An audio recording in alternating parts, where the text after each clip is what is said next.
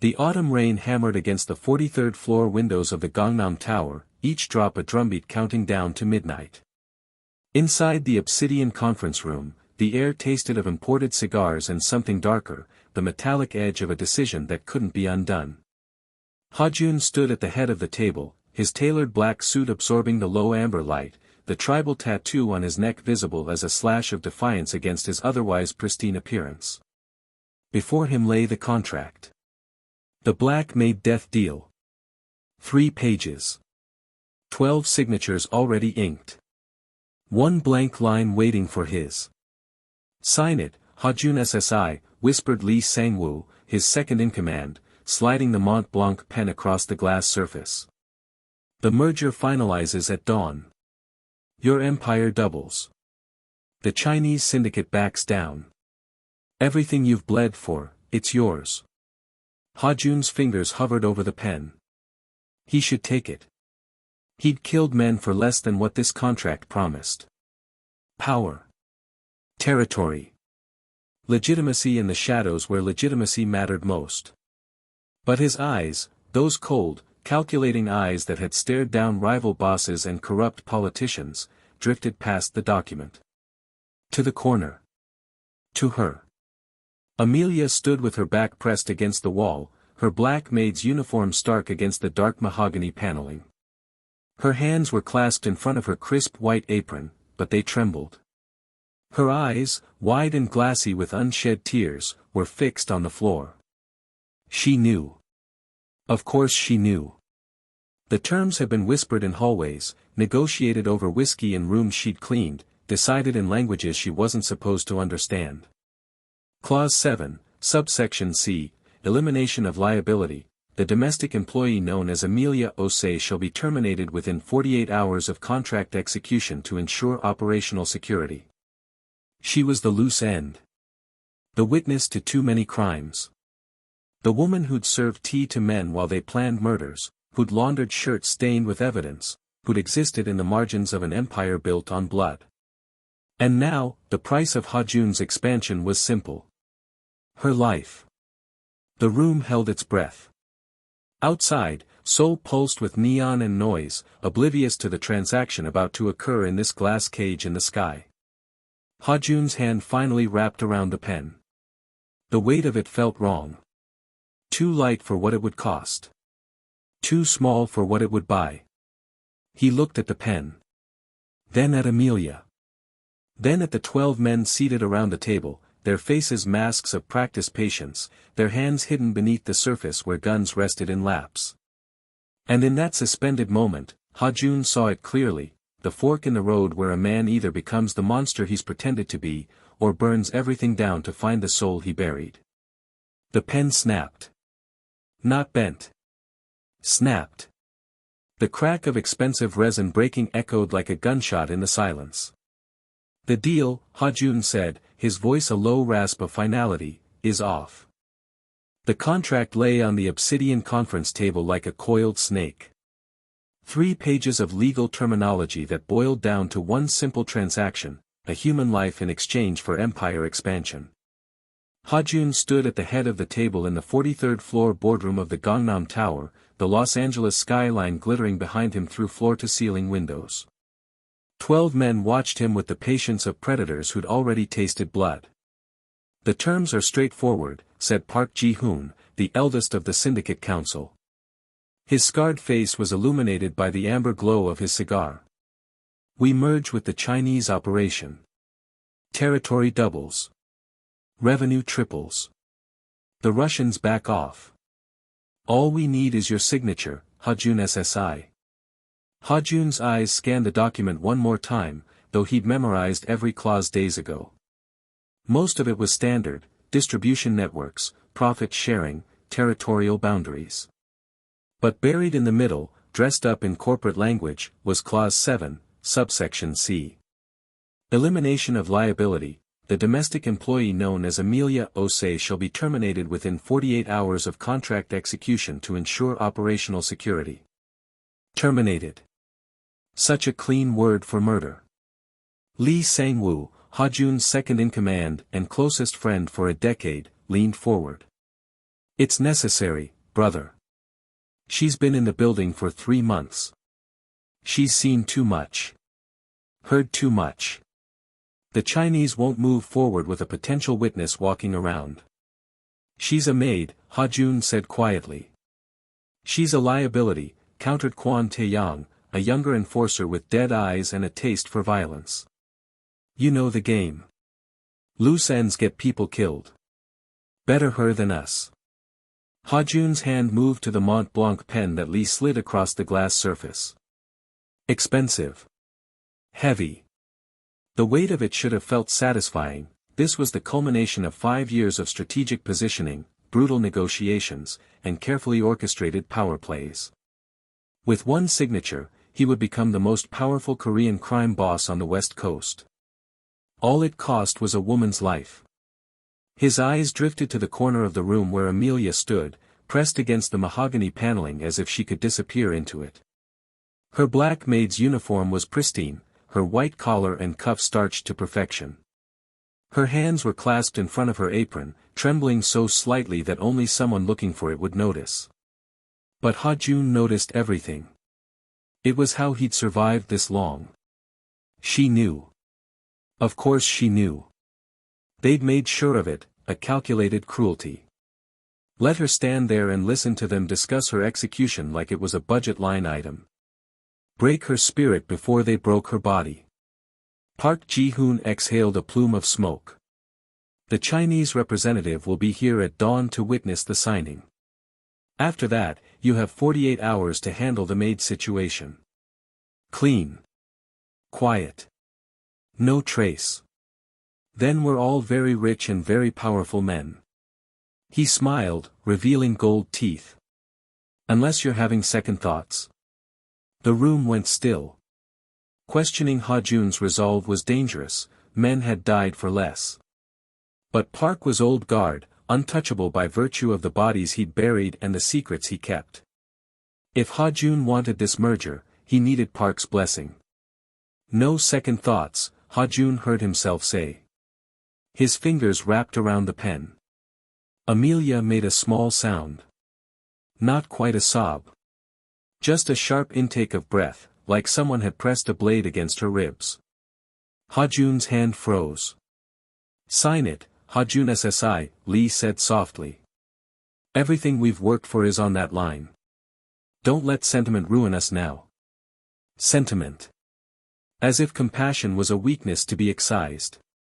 Maybe it was. Maybe that's what this life demanded, the complete amputation of anything resembling humanity.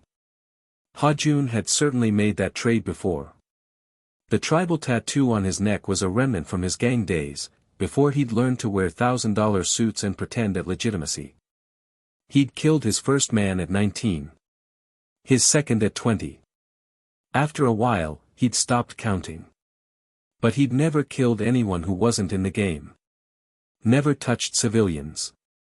That had been his line, the one rule that let him sleep at night. Until now. 3 months earlier, Amelia Osei had walked into the Gangnam Tower for a job interview, desperate and hopeful in equal measure. Her mother's cancer treatment was bleeding her dry, and the promise of triple the normal housekeeping rate had seemed like divine intervention. Mrs. Choi, the house manager, had been blunt during the interview. You clean, you stay quiet, you see nothing. The family values discretion above all else. Can you be discreet, Miss Osei? Amelia had nodded, not fully understanding what discretion meant in this context. She'd thought it was about protecting privacy, not about witnessing crimes. Her first week had been uneventful, vacuuming offices, polishing conference tables, scrubbing bathrooms used by men in expensive suits. But during her second week, she'd been cleaning the 20th floor meeting room when 2 men had entered, not seeing her behind the mahogany bar where she was restocking glasses. The shipment arrives Thursday, one had said in accented English. 20 kilos. The usual drop point. Price? 2 million. Cash. No paper trail. Amelia had frozen, a glass clutched in her shaking hand. Drugs. They were talking about drugs. She'd kept cleaning, moving as quietly as possible, praying they wouldn't notice her. They hadn't.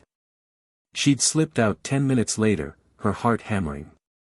That should have been her warning. She should have quit right then. But her mother needed her, and the money was too good, and she'd convinced herself that if she just kept her head down, stayed invisible, she'd be fine. She'd been catastrophically wrong. Over the following weeks, she'd seen things that should have been impossible to witness: men with blood on their hands washing it off in the executive bathroom, hushed conversations about territorial disputes and retribution, once, horrifyingly, a body bag being wheeled through a service corridor at 3 a.m. when she'd been working a late shift. The worst part was that she'd become good at her job. Too good. Her efficiency and silence had earned her access to more areas, more meetings, more secrets. She'd cleaned Ha-jun's private office, served tea during high-level negotiations, been present in rooms where life-and-death decisions were made with the casual indifference of men ordering lunch. And Ha-jun had noticed her. Not in a predatory way, she'd been braced for that kind of attention, had experienced it in other jobs. No, he'd noticed her in a different way. Once, when she'd been serving coffee during a particularly tense meeting, her hands had been shaking so badly that the cups rattled on the tray. Ha-jun had stood, taken the tray from her gently, and said, "It's all right. You're doing fine."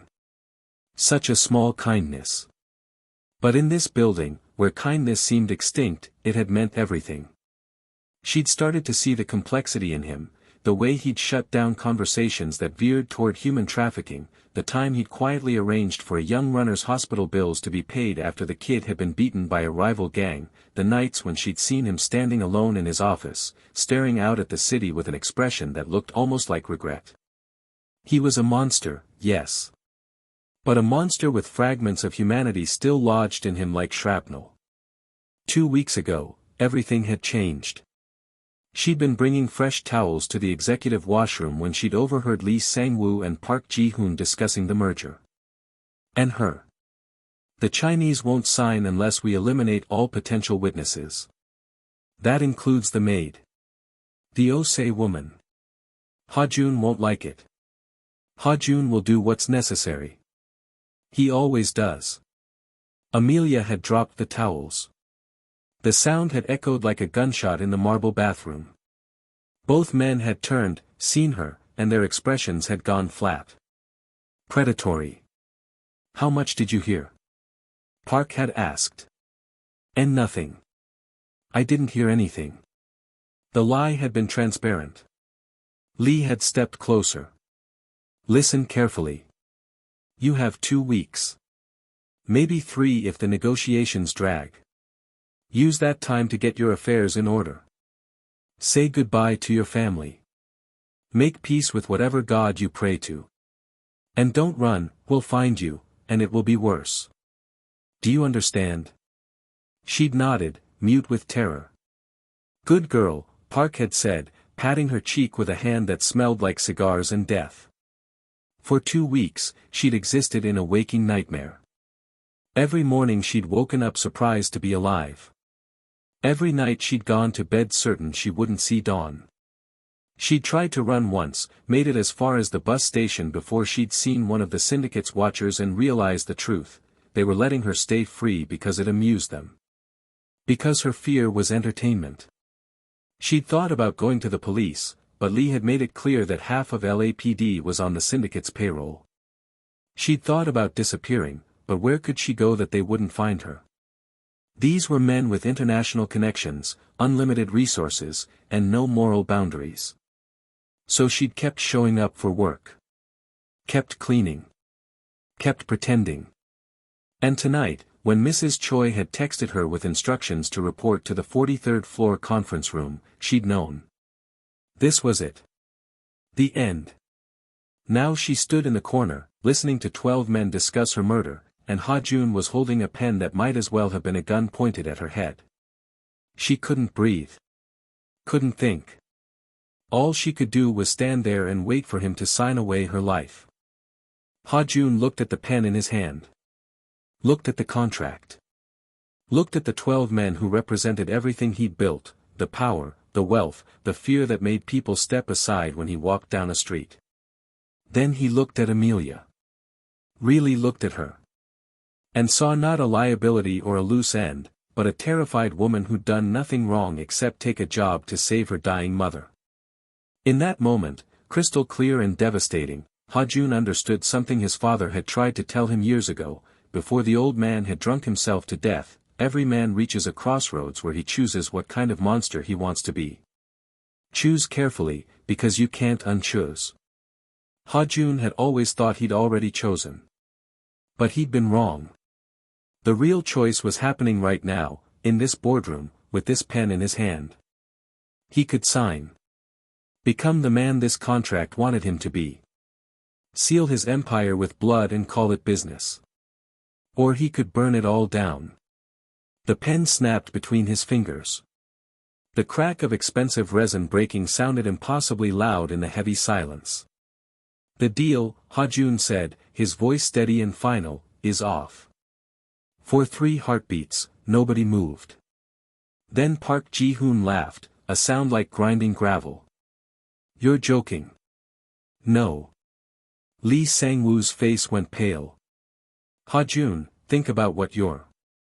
I have thought about it. For 2 weeks, I've thought about nothing else.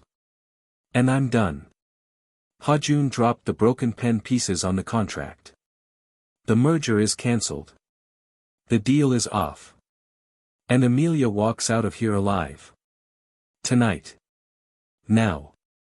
Kwon Tae-yong was the first to stand, his hand moving under the table. You've lost your fucking mind. Maybe. Ha-jun's own weapon appeared in his hand with practiced ease, the barrel pointed directly at Kwon's forehead. But I'm still the fastest draw in this room, and I promise you'll be dead before your gun clears leather. Sit down. Kwon hesitated, rage and calculation warring in his expression. Then, slowly, he lowered himself back into his chair. Park Ji-hoon shook his head, something almost like pity in his ancient eyes. You're throwing away an empire for a maid? For a witness who could destroy us all? She won't talk. You can't know that. I can. Because I'm getting her out. New identity. New life.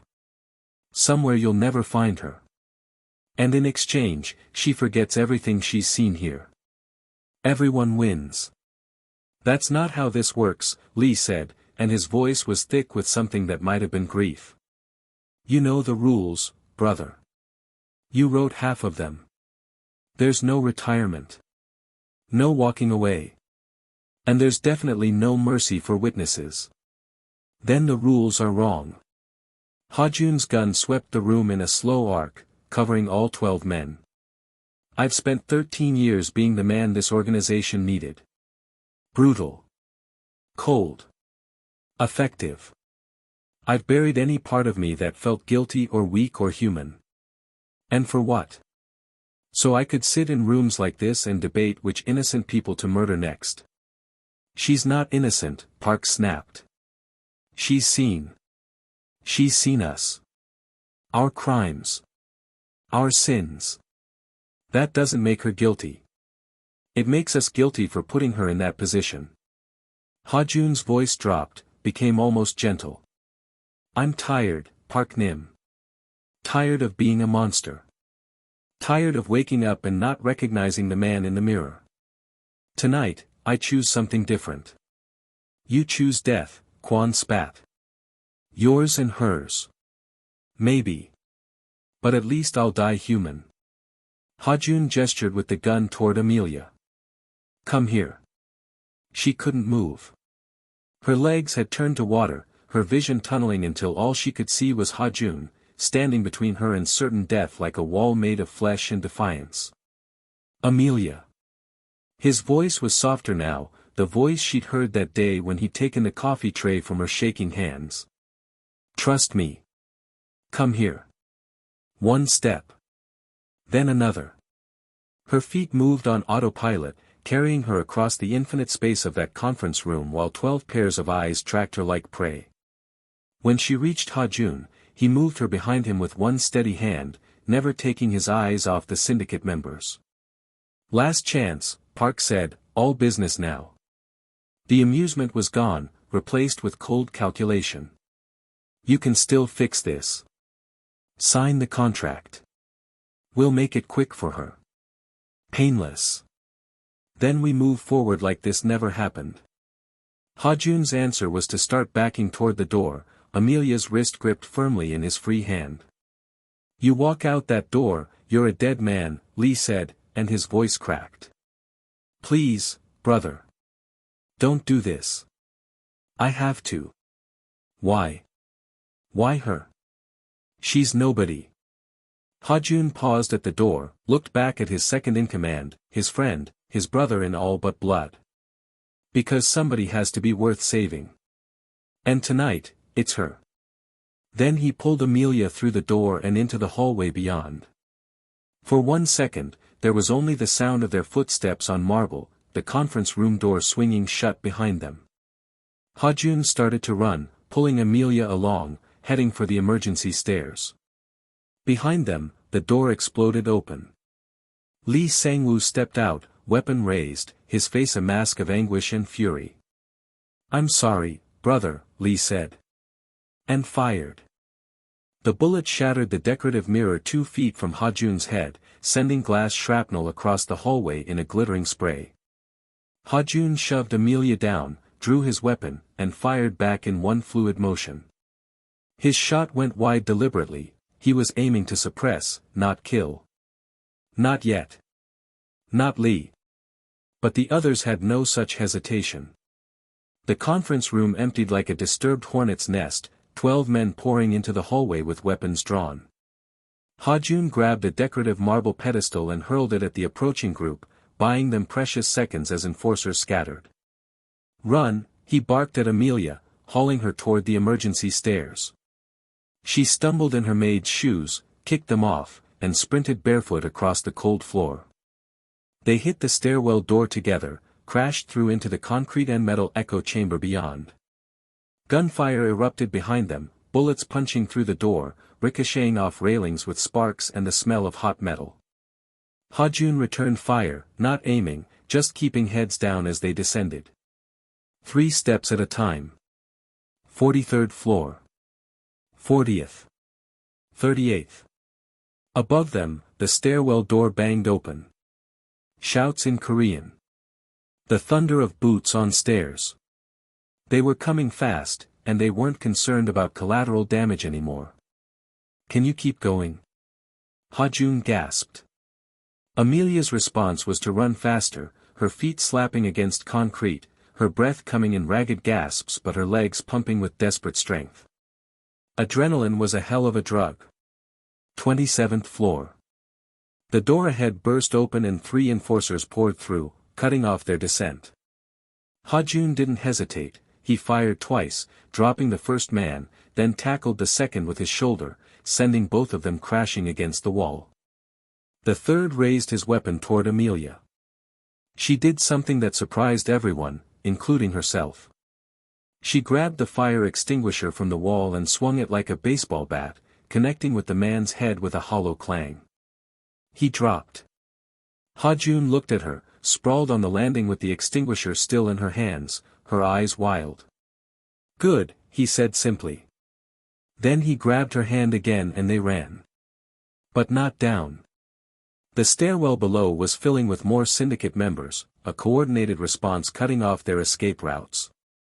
Ha-jun made a split-second decision and pulled her through the door onto the 25th floor, an executive level, all offices and glass and pretensions of legitimacy.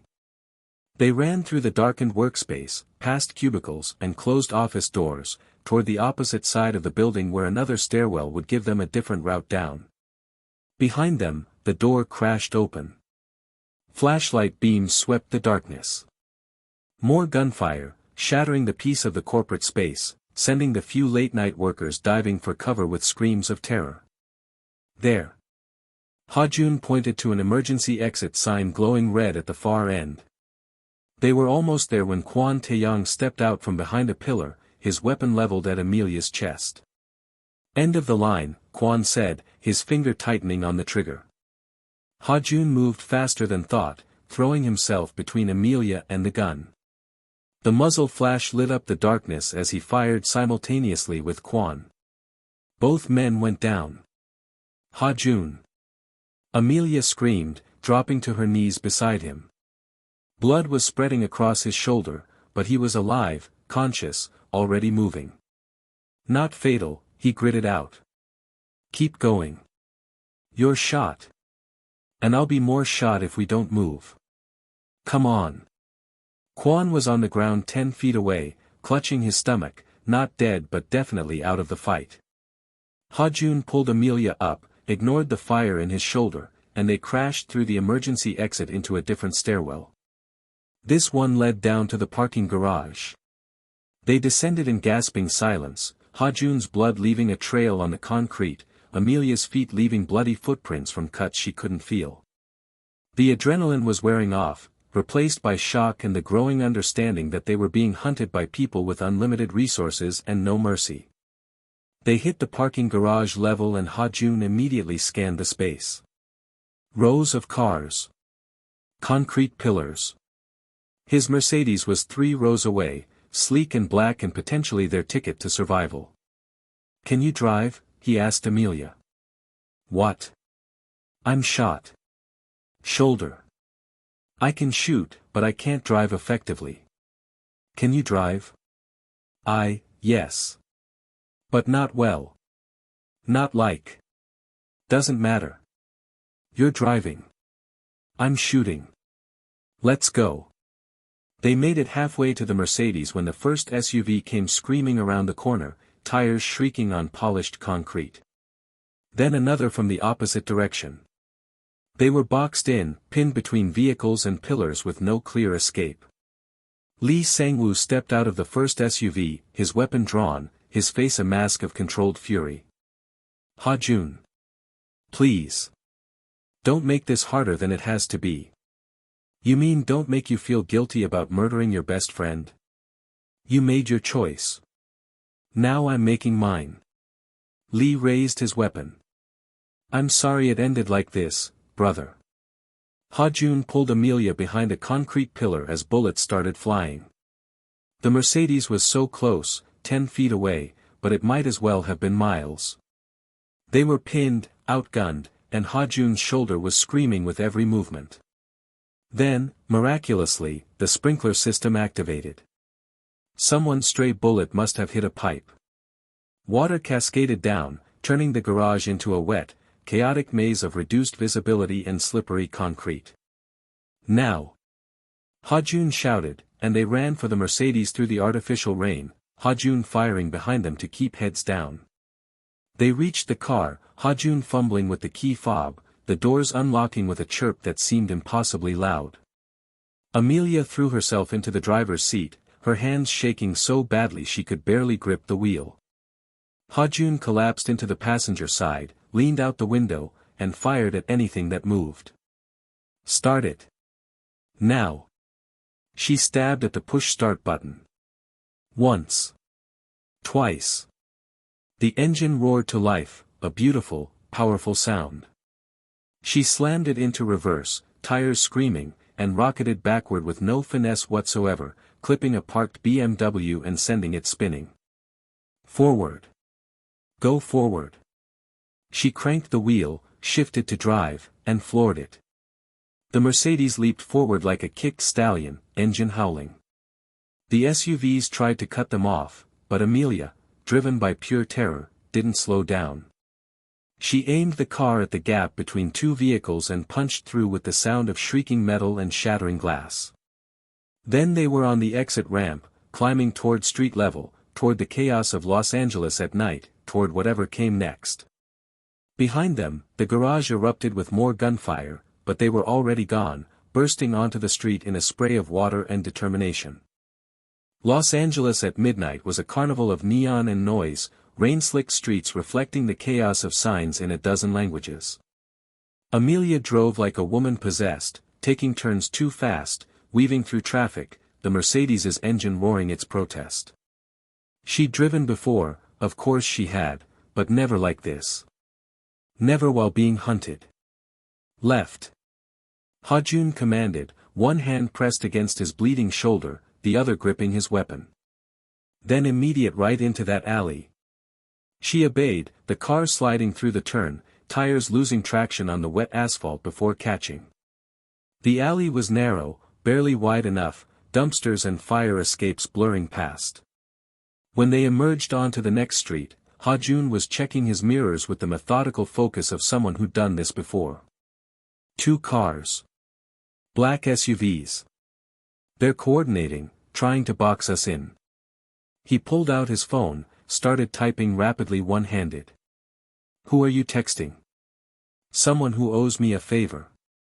Keep driving. Head toward Koreatown. That's their territory.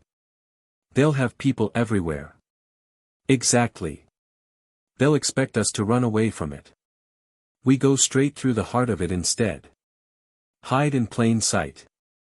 He glanced at her, and despite the blood and the chaos, his voice was steady. You're doing good. Really good. Just keep it together a little longer. Amelia's laugh bordered on hysteria. I'm driving a car I can never afford in a chase with people who want to kill me. I don't even know what "together" means anymore. It means you're still breathing. That's enough. Focus on breathing. They tore through the city, the Mercedes's GPS recalculating frantically as Amelia ignored every suggested route. Behind them, the pursuit vehicles were spreading out, trying to anticipate their direction, cut them off. One pulled alongside on a wide avenue, the passenger window rolling down. Ha-jun didn't wait for them to fire. He leaned out, aimed carefully despite the motion and the pain, and put 3 rounds through their engine block. The SUV shuddered, began trailing smoke, fell back. But there were more. There were always more. Sirens now, joining the symphony of chaos. Police cars with lights blazing were converging on their location, drawn by reports of gunfire and vehicular mayhem. That complicated things.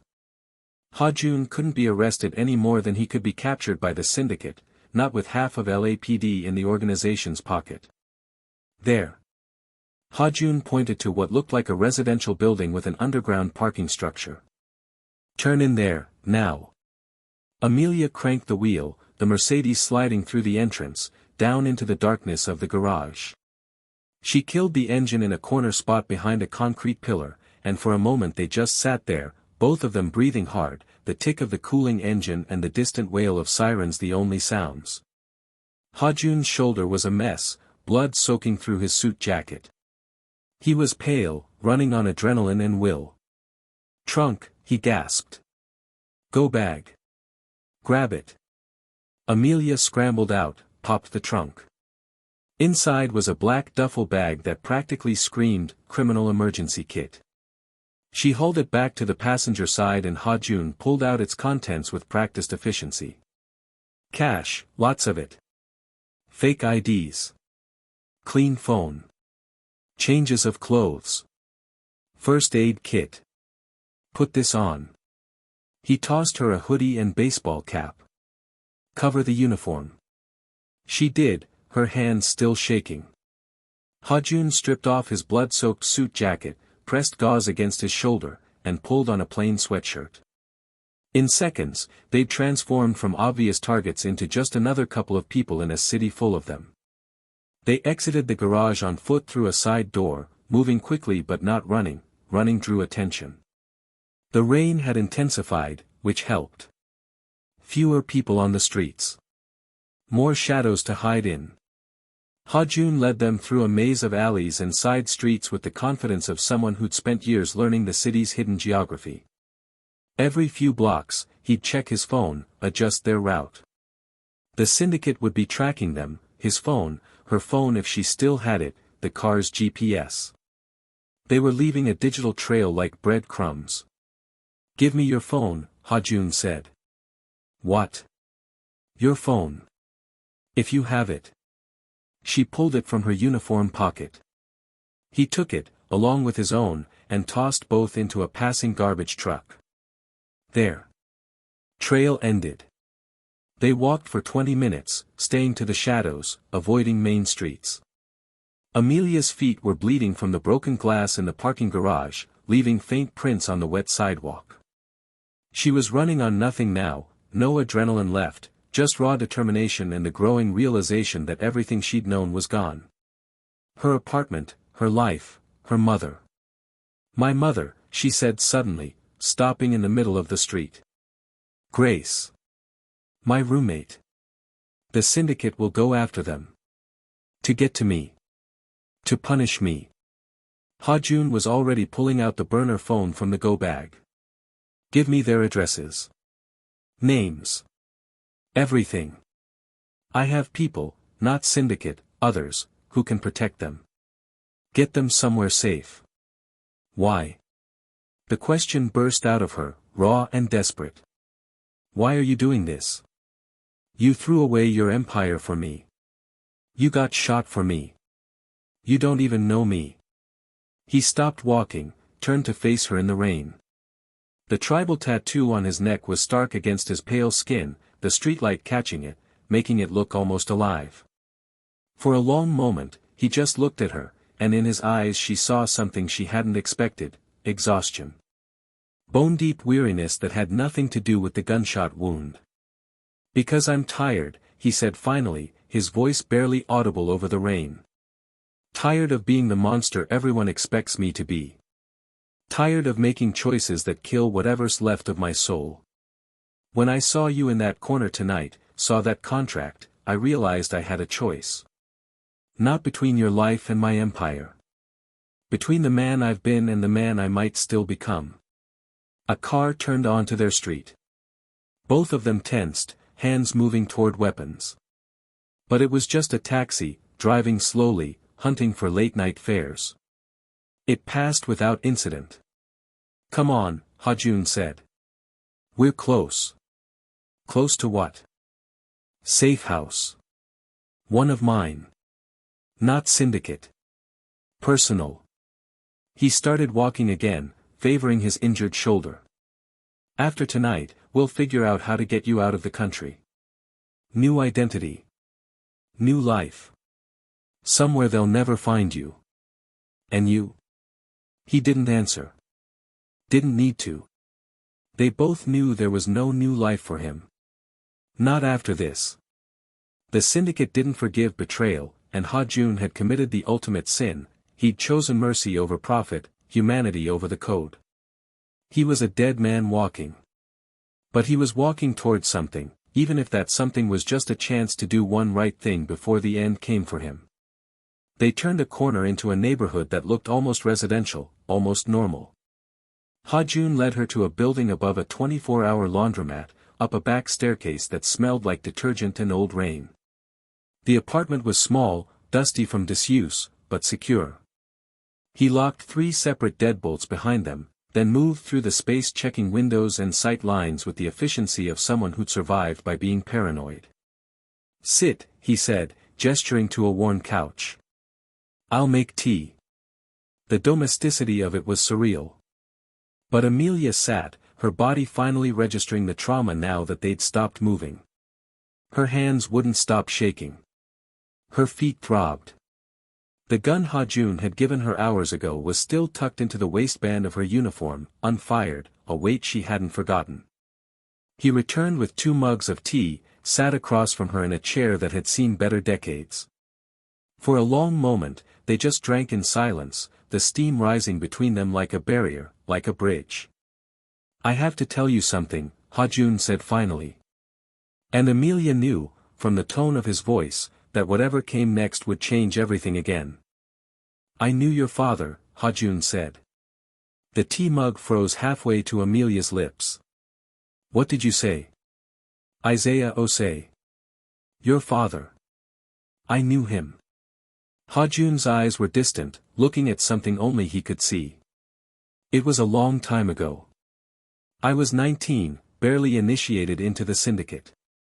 Your father worked as a translator for various business ventures in LA. Some legitimate. Some, less so. Amelia's voice came out barely a whisper. My father died when I was 12. Car accident on the 405. It wasn't an accident. The room tilted sideways. What? Ha-jun set down his tea, leaned forward with his elbows on his knees. Your father was hired to translate negotiations between the Korean syndicate and a West African shipping network. Import-export. Some of it was legal. Most of it wasn't. But your father had a line. When the negotiations shifted toward human trafficking, he walked away. Just refused to translate. Said some things weren't worth the money. That sounds like him, Amelia said softly. Her throat was tight. It cost him the contract. Cost him a lot of money. But he didn't care. He had principles in a world that despises principles. Ha-jun's voice roughened. The deal went bad.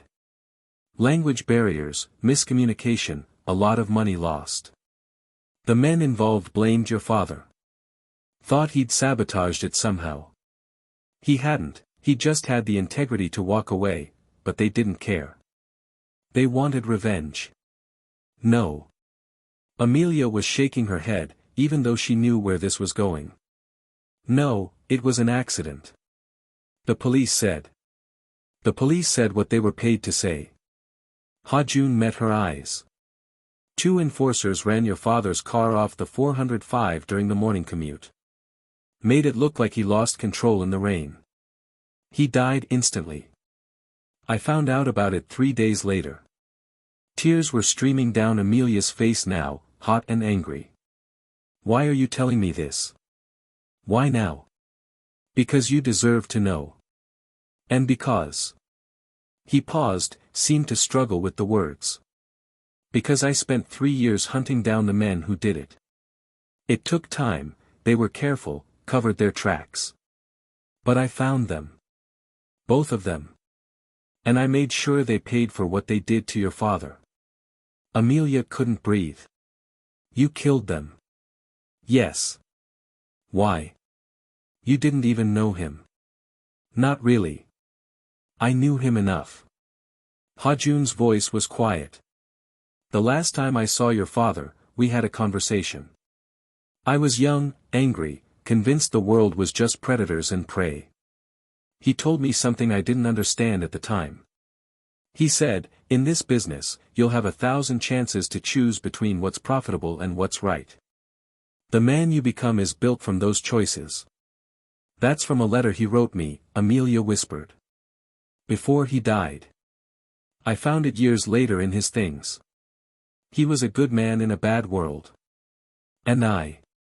Ha-jun's laugh was bitter. I spent the next 12 years proving I didn't understand what he meant. I chose profit every time. Power. Status. I became exactly the kind of man he'd warned me against.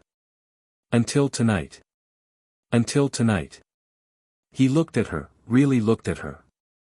When I saw you in that corner, when I read that clause about your termination, I saw your father. Saw that conversation. And I realized I'd been given one more chance to choose. Maybe my last chance. Amelia was crying openly now, for her father, for the years of lies about his death, for the man sitting across from her who'd avenged a murder she hadn't known was a murder. What happens now? Now I get you out of the country. The syndicate will be looking for us, but I have contacts. People who owe me favors. We can get you new documents, a new identity, money to start over somewhere they'll never find you. And you? He didn't answer, which was answer enough. You can't come with me, she said. It wasn't a question. No. The syndicate doesn't forgive what I did tonight. They can't. It would set a precedent, show weakness. They'll hunt me until they find me. Then we both run. Together. We. Amelia. His voice was gentle but firm. I've been running toward this moment my whole life. Every choice I made, every line I crossed, led here. To this apartment. To you. To a chance to choose right for once. He smiled, and it was sad and tired and somehow peaceful. Your father told me what kind of man I could become. I spent years ignoring him. Tonight, I finally listened. A phone buzzed. Ha-jun pulled out the burner, checked the screen, and his entire body went rigid. What is it? He showed her the text. It was from a number with no name, just 3 words, "We found you." Ha-jun was on his feet instantly, moving to the window, peering through the blinds at the street below. Nothing. No obvious vehicles, no surveillance that he could see. But that didn't mean they weren't out there. How? Amelia asked. We ditched the phones, ditched the car.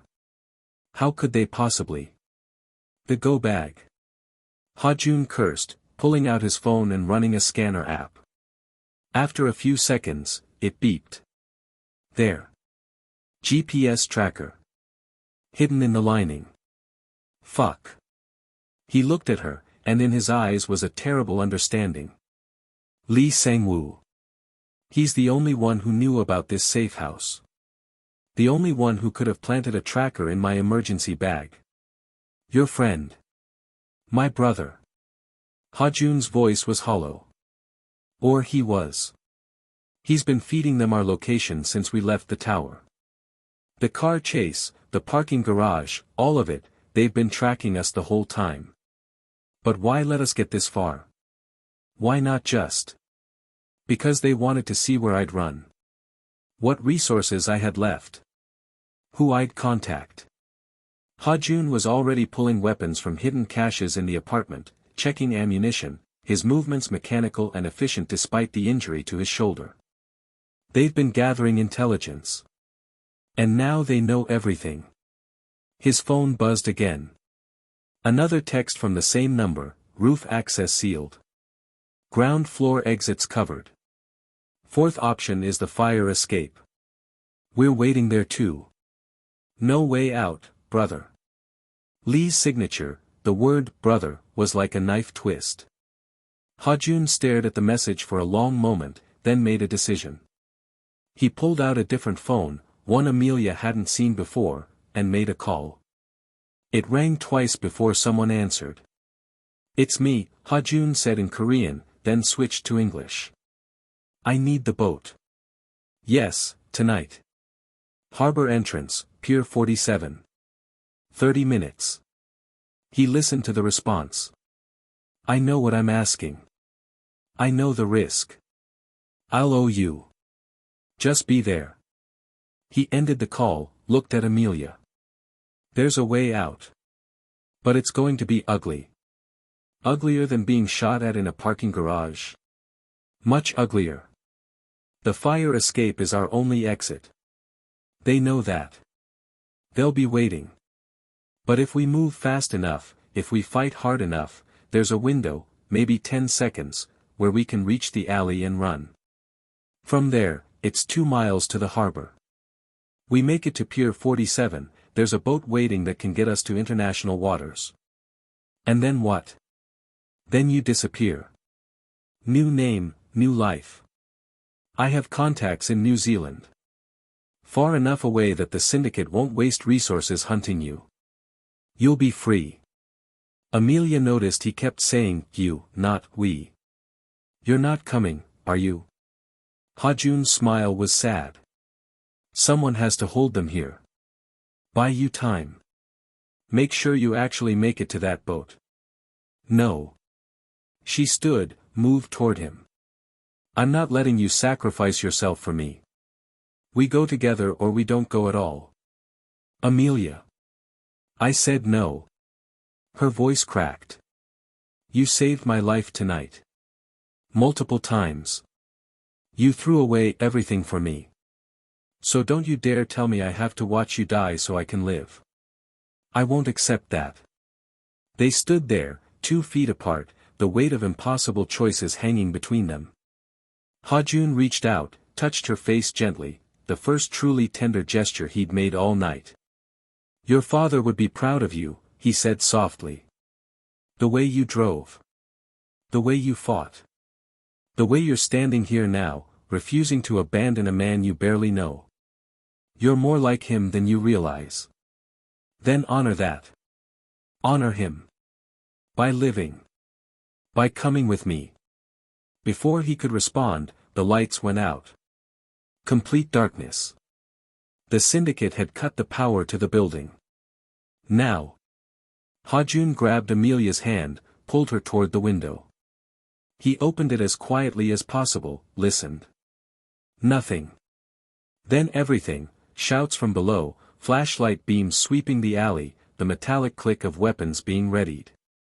They were going to have to run straight into hell. Ha-jun went through the window first, onto the fire escape, his weapon up and scanning. Amelia followed, her heart hammering so hard she could hear it. They started descending, the metal groaning under their weight, trying to be quiet but knowing it was hopeless. The syndicate knew they were coming. 2 floors down, a figure appeared on the fire escape below them. Ha-jun fired without hesitation, the muzzle flash blinding in the darkness. The figure fell. But more were coming, from below, from other windows, a coordinated assault designed to trap them on the exposed metal structure. Jump! Ha-jun shouted, and before Amelia could process the command, he grabbed her and they were falling through the darkness, hitting a dumpster below with a crash that knocked the air from her lungs. They rolled off, hit the alley floor, and then they were running through a hail of gunfire, bullets sparking off pavement and brick around them. The alley opened onto a side street. Ha-jun pulled her left, then right, then into another alley, his movements precise despite the chaos. Behind them, the sounds of pursuit, boots on pavement, shouted orders, the roar of vehicle engines firing up. 2 miles, Ha-jun gasped, his injured shoulder clearly failing him. We have to cover 2 miles. Can you do that? Can you? His answer was to run faster, pulling her along, 2 people racing through the neon-soaked streets of Los Angeles with death literally at their heels. They cut through a late-night market, scattering vendors and customers, emerged onto a wider street and stole a delivery motorcycle parked outside a restaurant. Ha-jun hot-wired it in seconds, Amelia climbed on behind him, and then they were moving again, the small engine screaming as they wove through traffic. Behind them, larger vehicles.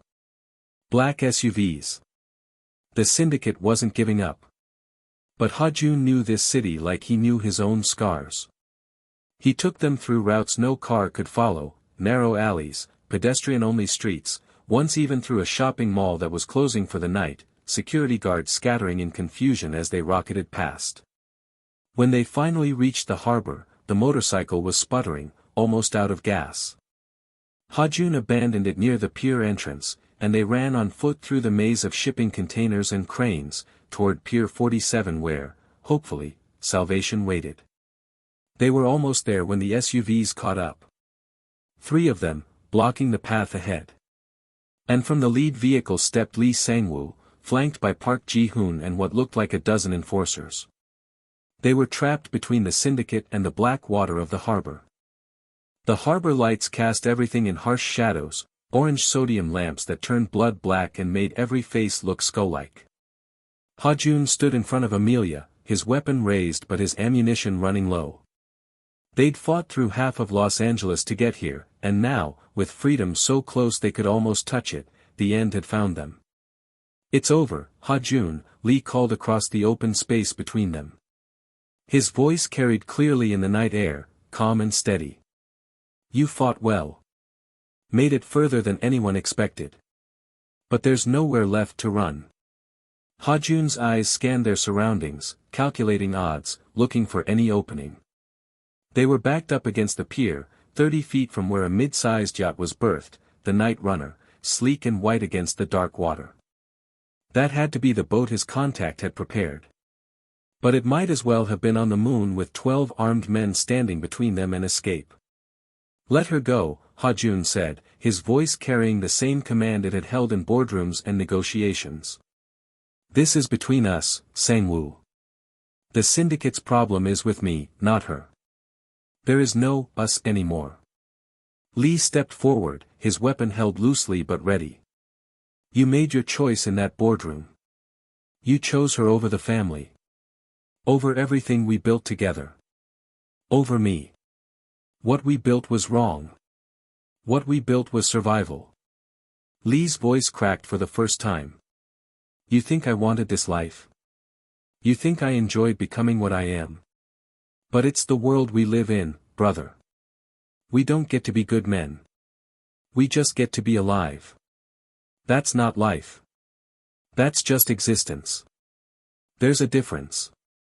Park Ji-hoon stepped forward, his bandaged hand resting on his weapon. Enough philosophy. Kill them both. Dump the bodies in the harbor. We still have a merger to salvage.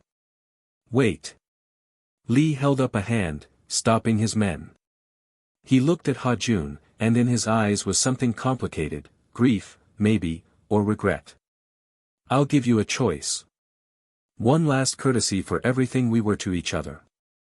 You can come back. Right now. We'll kill the girl, you sign the merger papers, and we forget this night ever happened. You'll take a demotion, lose some territory, but you'll be alive. You'll still be family. Family doesn't ask you to murder innocent people. And what is she to you?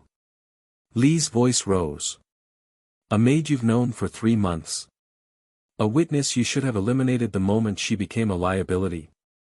Why her, Ha-jun? Why is this nobody worth more than a decade of brotherhood?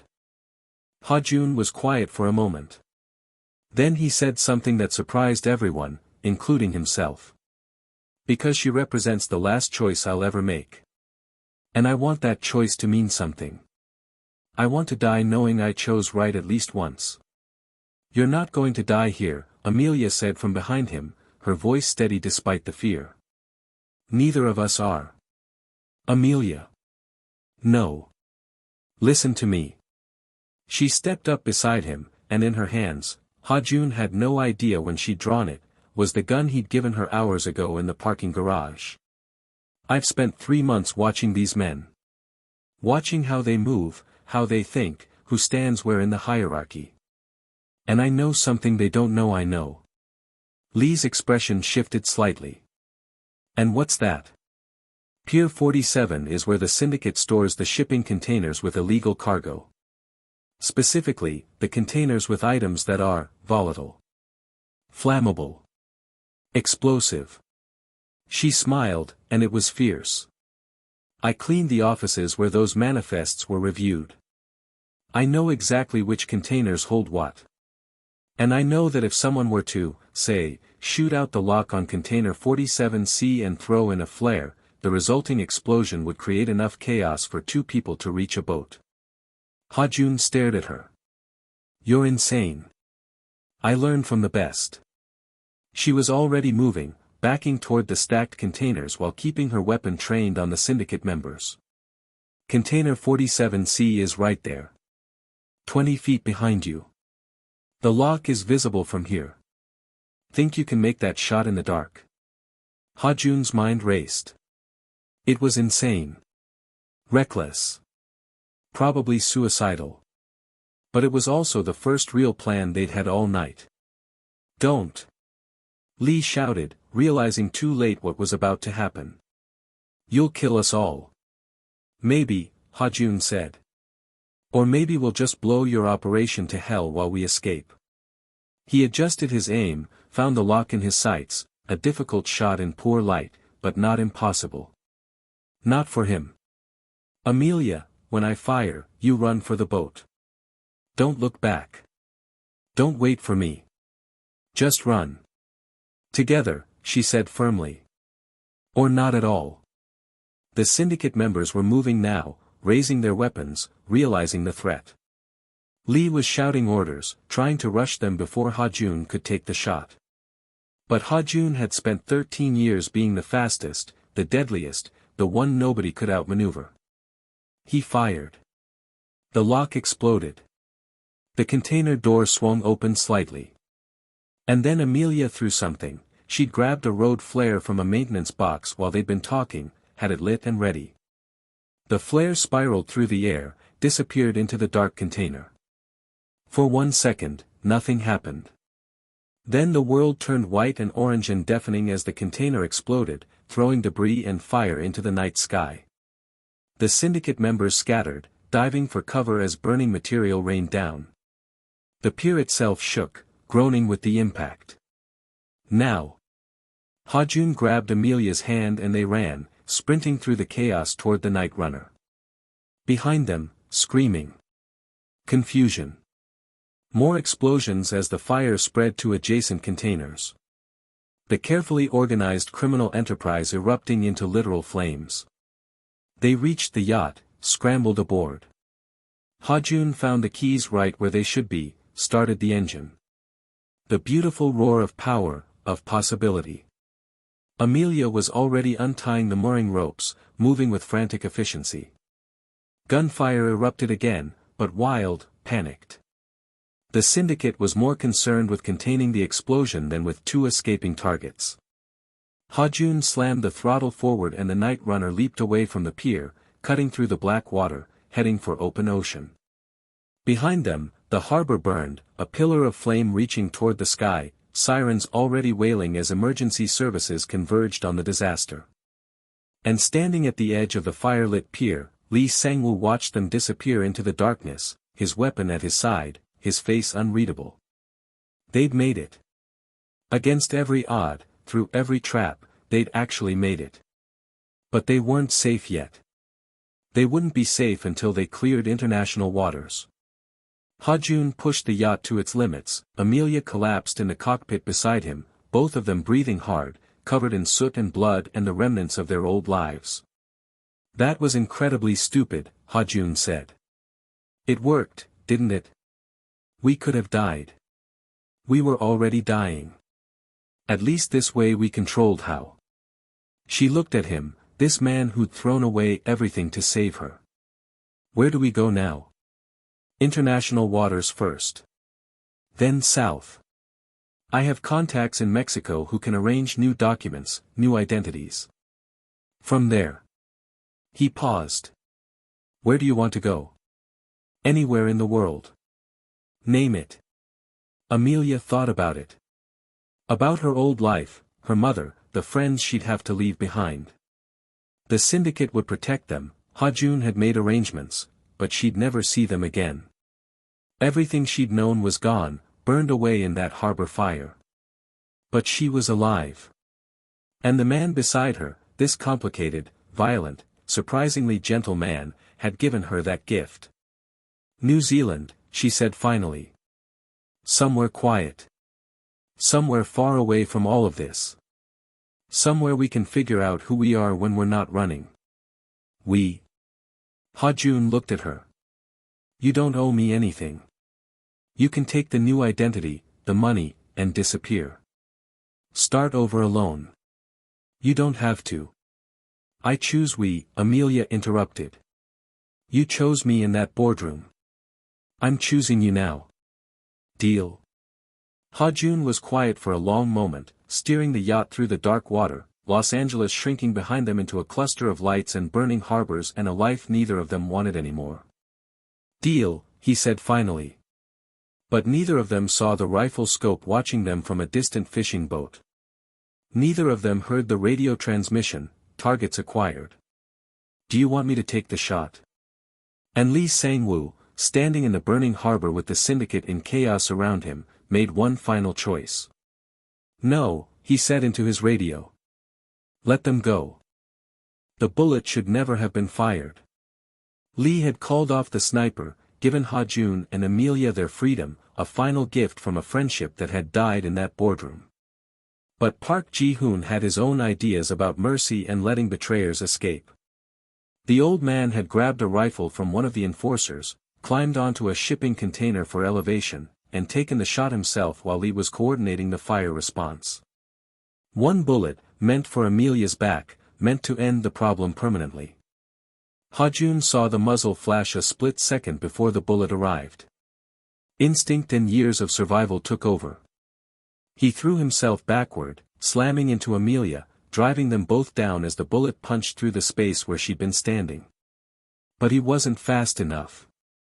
The round caught him in the chest, just below the collarbone, spinning him around and sending him crashing against the yacht's railing. Ha-jun. Amelia's scream was raw, primal. She caught him as he fell, his blood suddenly everywhere, hot and slick on her hands. No, no, no. Drive, he gasped, his face going pale. Take the wheel. Get us out of range. You're shot. I need you to drive. His hand gripped her arm with desperate strength.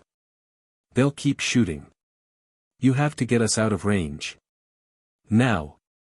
She wanted to argue, wanted to stop the bleeding, wanted to do anything except what he was telling her.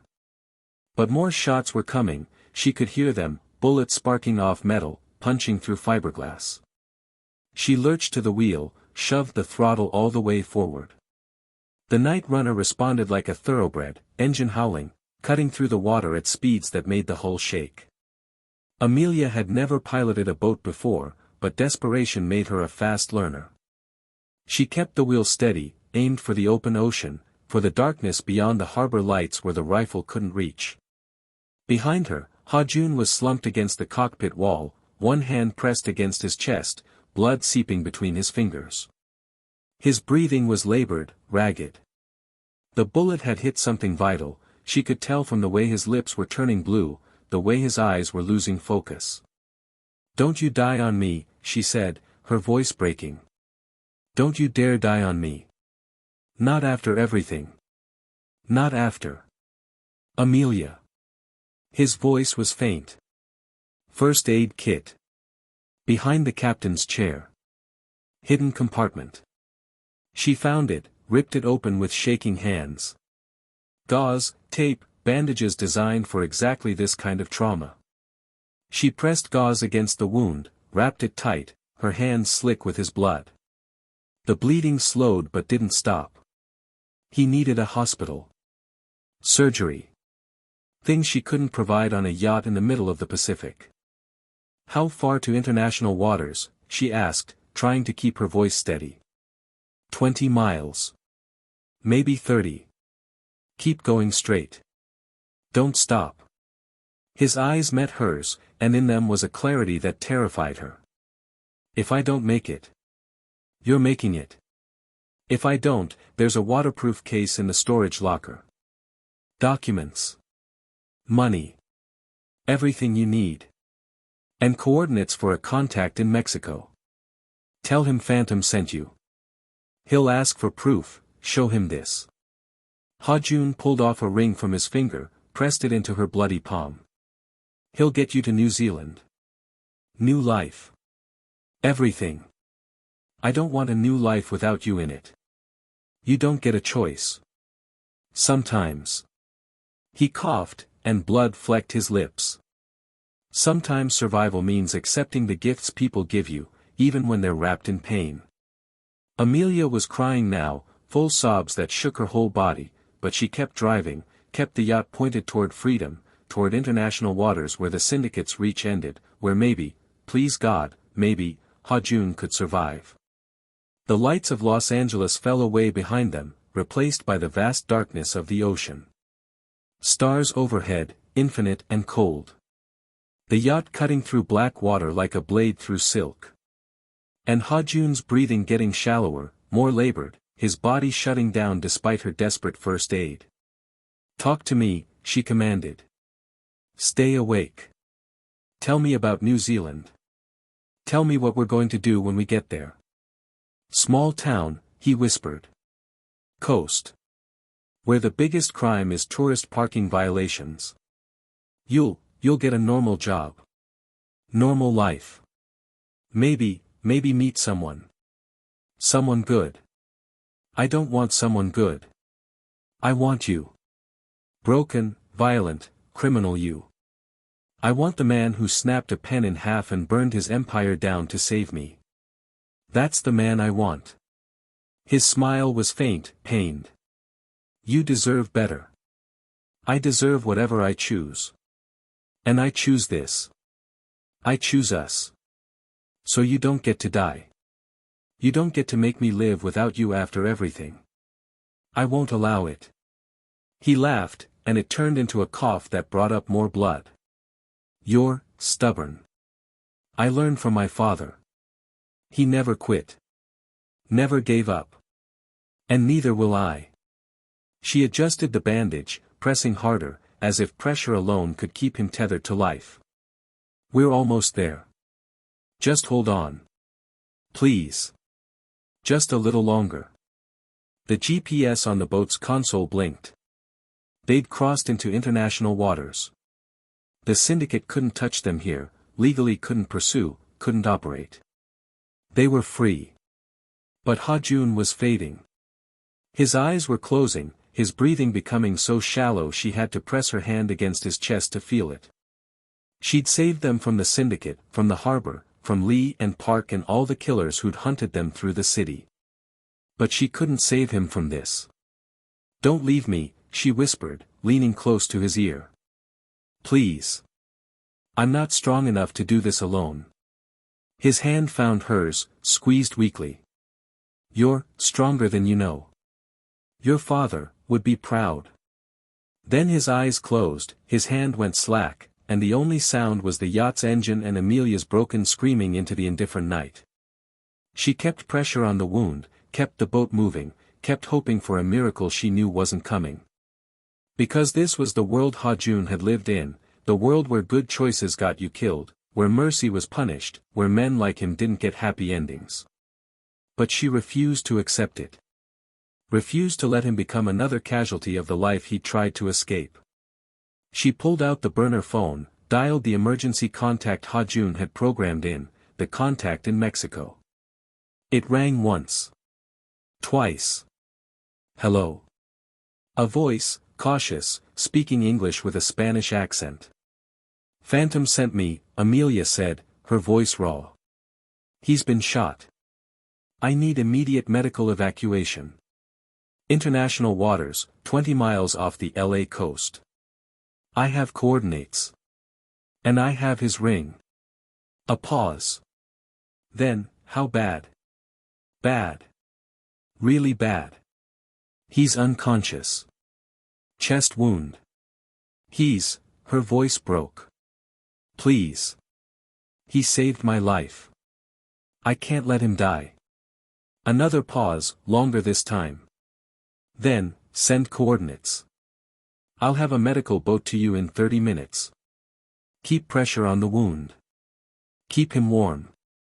And pray, if you believe in that sort of thing. I'm praying. Then pray harder.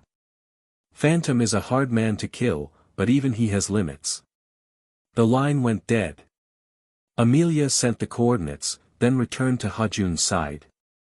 She wrapped him in everything she could find, blankets from the cabin, her own hoodie, anything to keep him warm, to keep his body from shutting down completely. And she talked to him. Told him about her father, about growing up in Los Angeles, about the life she'd dreamed of before she'd taken a job cleaning for killers. She told him about New Zealand, about the cottage they'd live in, about the quiet life they'd build far away from bullets and blood. She told him she loved him, even though she barely knew him, even though it was insane. Because love in a time of death was its own kind of miracle. 30 minutes stretched into eternity. Then, on the horizon, lights. A boat approaching fast. Medical personnel. Ha-jun's contact, whoever they were, had come through. The medical team swarmed the night runner, professional and efficient. They stabilized Ha-jun, started IVs, got him onto a stretcher. A doctor, young, competent, asking no questions about how this had happened, examined the wound and looked at Amelia with an expression that offered no promises. He's lost a lot of blood. The bullet missed his heart, but there's internal damage. Maybe lung. Maybe worse. We're taking him to a facility on the coast. Private. Secure. You can come with us. I'm not leaving him. I didn't think you would. The doctor almost smiled. Phantom always did have a talent for finding stubborn people. They transferred to the medical boat, left the night runner adrift in international waters, someone else's problem now. The ride to shore was a blur of medical equipment and quiet voices and Amelia holding Ha-jun's hand, feeling his pulse, weak but present, and refusing to let go. 3 months later, in a small coastal town in New Zealand where the biggest crime really was tourist parking violations, a woman named Grace Morrison sat on the deck of a renovated beach cottage, watching the sunset paint the sky in shades of amber and rose. She'd stopped being Amelia Osei the day they'd landed in Auckland with new documents, new identities, new lives carefully constructed by Ha-jun's mysterious network of contacts. That woman, the maid, the witness, the hunted, had died somewhere between Los Angeles and freedom. The cottage door opened. Footsteps, still slightly uneven from the injury that had nearly killed him. Ha-jun, now James Park, mild-mannered consultant, according to his impeccable New Zealand documents, lowered himself into the chair beside her with a soft grunt. "Still hurts?" Grace asked. "Only when I breathe." He smiled, and it transformed his face into something she was still getting used to, peace. Not happiness, exactly. The trauma ran too deep for that. But something like contentment. The bullet had missed his heart by 2 centimeters. The surgery had taken 6 hours. He'd been unconscious for 3 days, and when he'd finally woken up in that private medical facility on the Mexican coast, his first word had been her name.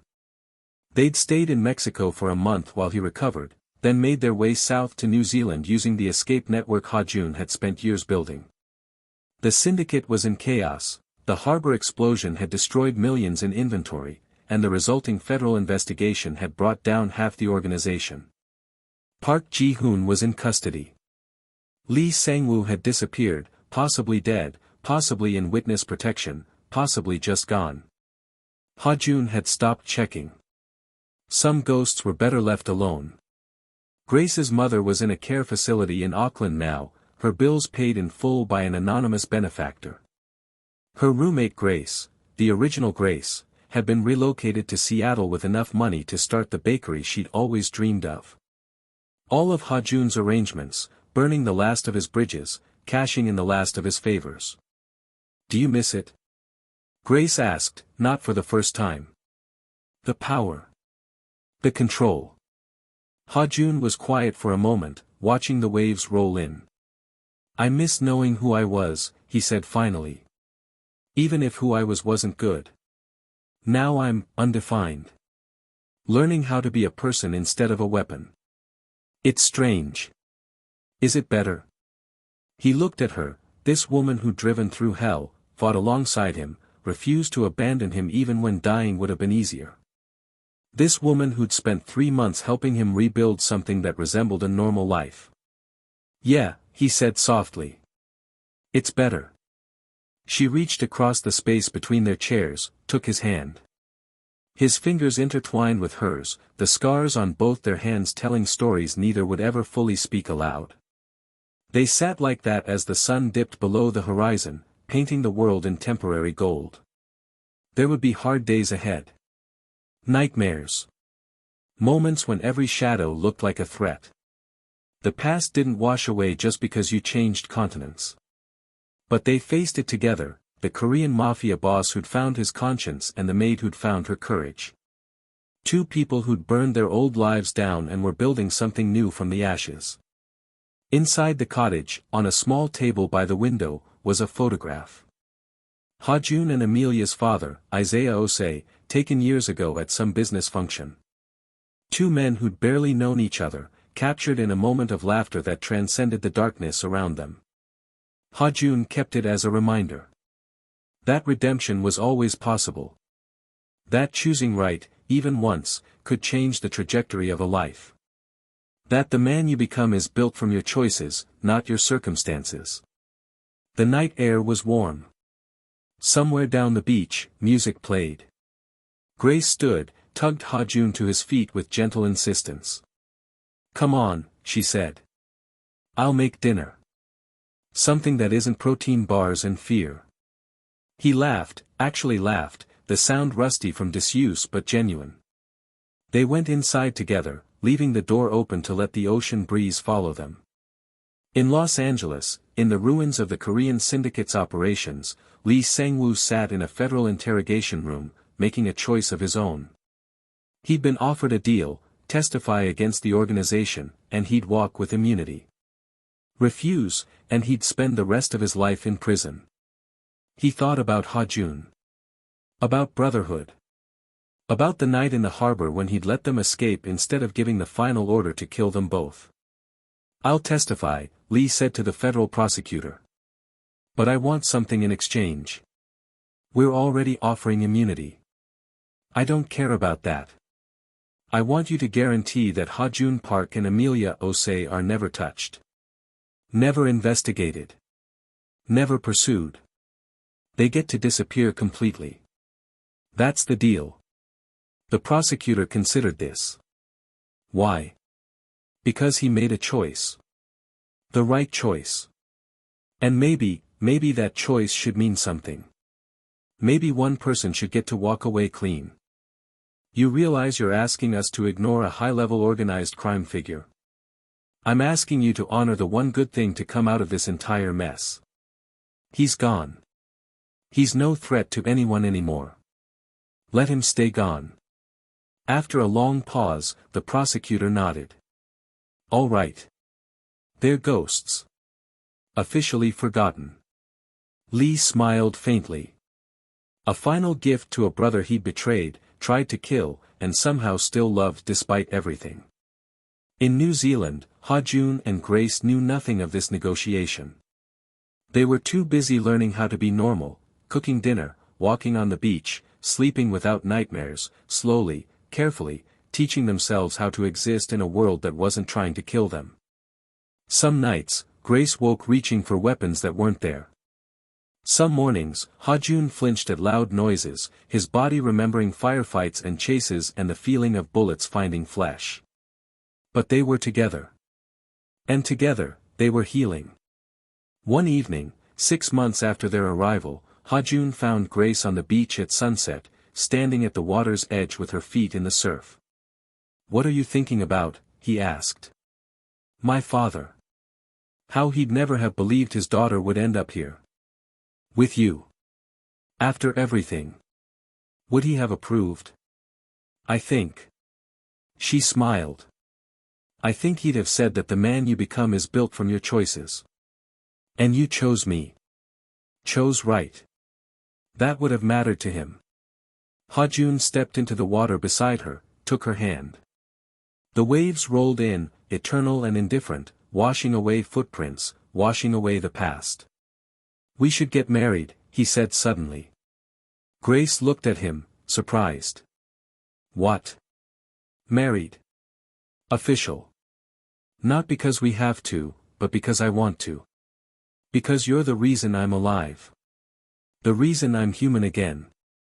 Because I love you, and I want to build something real with you. Something that's ours." She was quiet for a long moment, watching the sun descend. Then she turned to him, this man who'd thrown away everything to save her, who'd taken a bullet meant for her back, who'd chosen humanity over empire. "Yes," she said simply. "Yes, I'll marry you." They stood there in the surf, two survivors, two people who'd fought through hell and come out the other side changed but alive. The sunset painted them in gold and crimson, like a promise, like an ending that was really a beginning. Somewhere in Los Angeles, in the ruins of what the Korean syndicate had been, the black Maid Death Deal lay forgotten in an evidence locker. The contract that had nearly cost 2 people their lives, that had triggered the downfall of an empire, that had forced a man to choose between his soul and his power. Ha-jun had chosen his soul. And in doing so, had found something he'd never known he was missing: love, redemption, and the simple, extraordinary gift of being fully, completely human. The waves kept rolling in. The sun kept setting. And 2 people who'd been sentenced to death by a world built on violence found themselves not just alive, but living. Truly living. And that was the greatest revenge of all. And that's how Ha-jun and Grace found their freedom, not just from the syndicate, but from the people they used to be. 2 souls who chose humanity over darkness, love over power, and redemption over revenge. Sometimes the bravest choice isn't pulling the trigger, it's choosing mercy when the whole world expects you to be a monster. If this story moved you, hit that like button, it helps us bring you more incredible stories like this one. And if you're not subscribed yet, what are you waiting for? Subscribe and turn on notifications so you never miss the next chapter of our journey. We've got more gripping stories coming your way, tales of courage, redemption, and people who dared to rewrite their destinies. Trust me, you won't want to miss what's next. Drop a comment below and let me know, do you think Ha-jun made the right choice? Would you have done the same? I love hearing from you and reading every single comment. It's what keeps this community alive. Until next time, stay strong, stay kind, and remember, it's never too late to choose who you want to become. See you in the next video.